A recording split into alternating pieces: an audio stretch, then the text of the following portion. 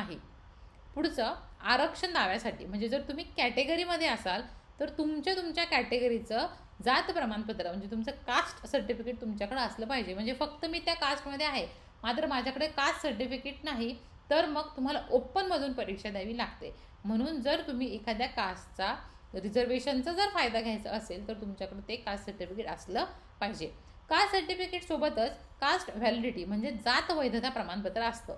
आता हे जर तुमच्याकडे असेल तर उत्तम, तुम्ही ते अपलोड करू शकता. मात्र बऱ्याचदा परीक्षेच्या आधी मुलांकडं कास्ट व्हॅलिडिटी नसते, त्याने काही फरक पडत नाही. तुम्ही जॉईन झाल्यानंतर सुद्धा तुम्हाला कास्ट व्हॅलिडिटी प्रमाणपत्र देता येतं.